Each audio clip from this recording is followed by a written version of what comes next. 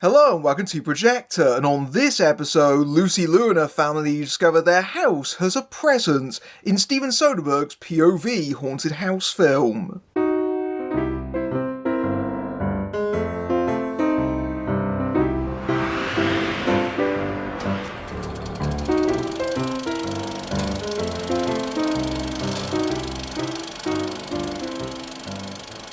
Rebecca and Chris, played by Lucy Liu and Chris Sullivan, along with their teenage children Tyler and Chloe, played by Eddie Madej and Kalina Liang, move into a new house, with Chloe still grieving from the recent death of a friend. But the house carries a spirit inside of it, which seems to be particularly drawn towards Chloe. Presence is directed by prolific auteur Steven Soderbergh, who has mixed his more mainstream films like Ocean's 11, Erin Brockovich or Magic Mike, with more experimental films like Full Frontal or The Girlfriend Experience. He's long had this kind of one for them, one for me approach, and sometimes has even released two films within the same year, like Steven Spielberg does, like 2013 Side Effects and Behind the Candelabra, the 2019 Netflix duo of High Flying Bird and The Laundromat, and this year with Presence and the spy thriller Black Bag, which releases in a few weeks' time, although it is actually worth noting that Presence premiered at last year's Sundance Film Festival. It's taken about a year for it to actually be released to the public outside the festival circuit. In addition,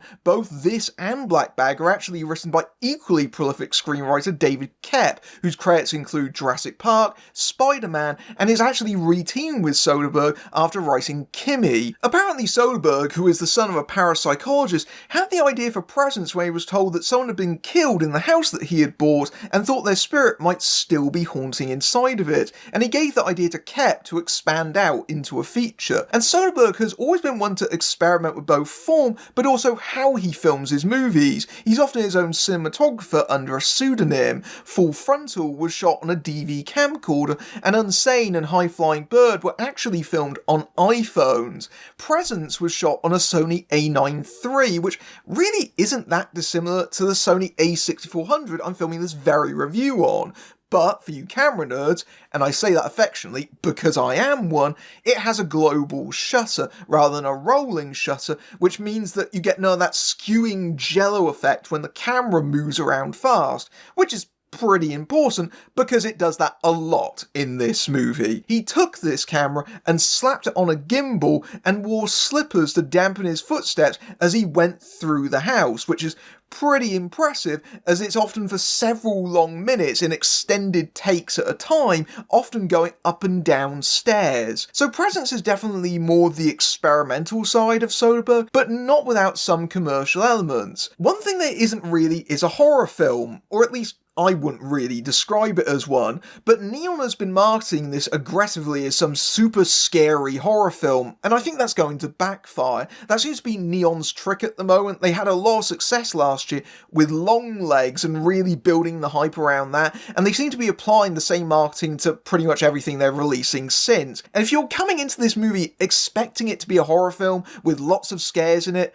you're gonna hate this and feel cheated. It's the wrong expectations. What it is a literal ghost story. One that isn't terrifying in the traditional sense, but it will haunt you if you're open to it. And that POV camera is the defining feature of Presence. It takes the traditional concept of the haunted house movie and flips it on its head, whereas instead of aligning us with the human characters who are trying to catch glimpses of the supernatural, we, the audience, are the ghost. The opening section of the movie especially has a lot of quite short sequences or kind of snatches of moments that are separated by cuts to black, almost reminding you of the setup of a Paranormal Activity movie, but inverted. And whereas the camera in those films is usually locked off in those, usually you're meant to see the movement within the static frame, here the camera glides and roams around freely, seeming to float around within the confines of the house, and it becomes a character itself. The very first shot of the film is an extended take through the empty house, which just simply establishes the geography of the entire movie to come. The movie is shot with an ultra-wide-angle lens, which gives it this slightly surreal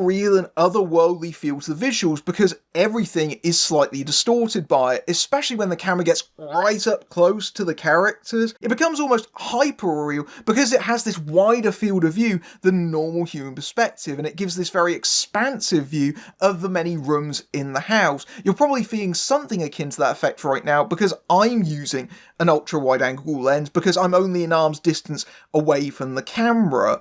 But it also has this kind of distancing effect at the same time because that field of view makes the characters seem like they're further away, almost detaching you from events as they play out directly in front of you. But there's something exhilarating and almost vicariously thrilling about feeling freeform, especially when the ghost starts using their powers to move objects and influence events. And because the audience's eyes are the ghosts, we often feel like we've willed our own powers into making those things happen ourselves. It's a bit of a strange feeling, but inevitably there is almost something sinister about it because there's an inherent voyeurism about being this invisible force that can move at will and eavesdrop on private conversations or moments where characters think they're alone and watch their secrets. It's again a flip on the traditional narrative, where we're usually watching events from a third-person perspective, and thus are regularly offered access to dramatic irony that the other characters don't see.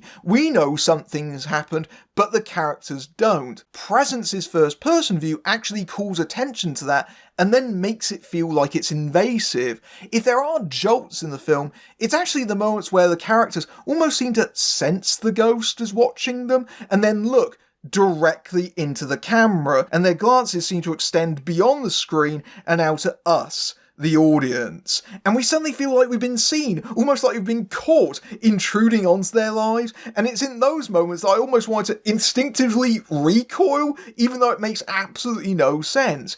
That's even though the characters might not even realise what they're looking at, and also, this is a film. That's likely why mirrors, especially an old one in the living room, are a prominent motif throughout the film, being a connection to the supernatural in-universe when characters touch it. When the characters look at the camera, they appear like they're transcending the screen that separates us from them. Somewhat surprisingly, the film that Presence most draws comparison to is Robert Zemeckis' Here, both of which are auteur directors experimenting with filmmaking and storytelling to portray the drama and movement of everyday domestic lives. But whereas Here locked the camera rigidly to one spot for almost the entire film as centuries of time passed before it, using lots of CGI and advanced de-aging to accomplish that, instead the camera in Presence rarely stops moving, and that is mostly the main special effect in otherwise a fairly lo-fi film. And I liked Here more than some, but it is admittedly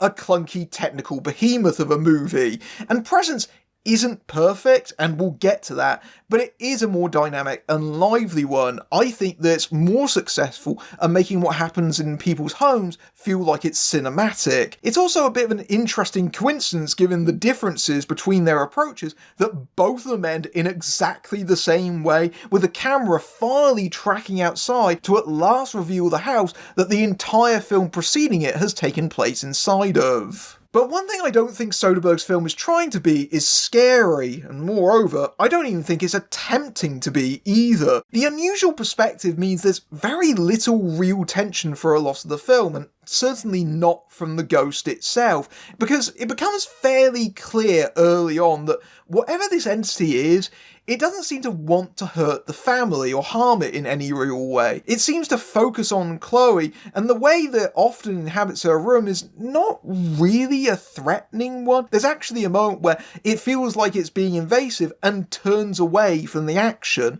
So, if anything, there's almost a kind of Spielbergian whimsy and wonder at the ghost, especially once the family start to realise that Chloe's intuitions about a presence are very real. That's perhaps not surprising given Koepp has actually written several films for Spielberg. Instead, the ghost mostly functions as a metaphor for grief, which is a major theme in the film. Chloe has recently lost her friend Nadia to an overdose, and she also knew another girl at her school that also died the same way very recently, and so she's quiet and despondent, understandably so. Her empathetic father, Chris, played by Chris Sullivan, as a good example of positive, supportive masculinity as a character, wants to try and help her work through her pain. Certainly she's closer to him than she is to her mother, who is a workaholic named Rebecca, played by Lucy Liu, and she's far less concerned with the situation. She just argues she simply needs time to heal. Chris rather accurately perceives the situation when he tells her, "Have you ever noticed that your arguments always involve us not doing anything?" That division certainly isn't helping with their marriage, and Chris is quietly struggling to the extent that in private he's actually contemplating perhaps separating from Rebecca, and it certainly doesn't help that Rebecca very openly favours her older son Tyler, a budding swimming star who is the reason they've moved house so that he can get into a better school. And Tyler is a bit of a jock who is even less supportive or sympathetic to Chloe than their mother is, and is very cynical about the idea of anything supernatural going on around the house, or at least until the point where it can't be denied anymore. And so in this environment, the ghost becomes this manifestation of grief, unspoken and invisible, but omnipresent in every moment and interaction all the same, even if they refuse to talk about it. The only person that seems to improve Chloe's mood is one of Tyler's friends, Ryan, played by Wes Mulholland, who says all the right things like, "You're in control," but is pretty evidently a hormonally charged creep that wants one thing in particular. In fact, he's the kind of character that makes you hope that the ghost is maybe that of John Candy and Uncle Buck, so they can fire a couple of golf balls at the little turd. Presence asks for a lot of patience from the audience, and even just 84 minutes, it does feel a bit slow and slight, and it takes its time to get going. I did think that the family dynamic could have been fleshed out just that little bit more to add some substance to the story. In fact, a lot of screen time is spent on Chris, who gets this odd subplot where he calls up his lawyer friend and then asks him for advice about if one person in a marriage has been involved in something illegal. What do you do in that situation? What exactly is this all about? Never explained or resolved. It just ends up being one of those things where you think about it after the film and you go, what exactly was that even about? And that lack of overt horror elements means there's this weird absence to presence, even when it's trying to do tropes of the genre, like when a psychic turns up at the house and does her best Zelda Rubinstein impression, sensing the supernatural aura. It all feels a bit half-hearted in its execution, but the underdevelopment of the film's story is most evident in its climax, which to me felt like it escalated all of a sudden and then is over in a way which is very quick and jarring. It's just clumsily staged. I think it needed just a couple of extra beats so that it played out a little bit more naturally, because it's meant to be tragic and shocking, clearly, but in my screening, and in several others I've been told, the audience burst out into unintentional laughter. I mean just uproarious laughter, which is clearly a sign that something has gone very badly wrong. And it's a shame, honestly, because that totally overshadowed the film's final scene, which completely recontextualizes everything that came before it. Alas, that botched ending left a very sour taste in much of the audience's mouth. As a technical experiment, Presence works, and the use of the camera and point of view is clever and it's thought-provoking, but as a story, somewhat less so. The gimmick can only distract so much from the fact that the characters are underdeveloped and quite thin. They're not all that engaging. I'd actually be interested to see how this exact same concept would play out with someone who is far more horror-minded than Soderbergh is, and whether or not they'd actually be able to use it to build more suspense or tension out of it. It is definitely a film that is likely to divide viewers, and not just because of its marketing. What I suspect, though, is that it's going to become the kind of film that is a staple of film studies courses, but is far less enamoured by mainstream viewers.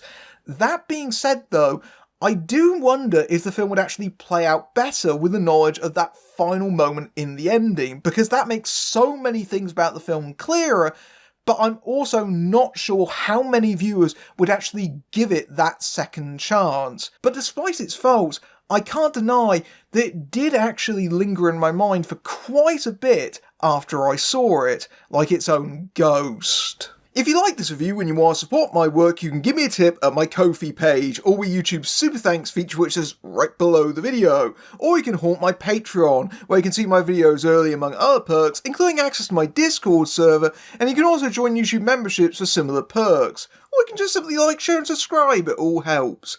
Until next time, I'm Matthew Buck, fading out.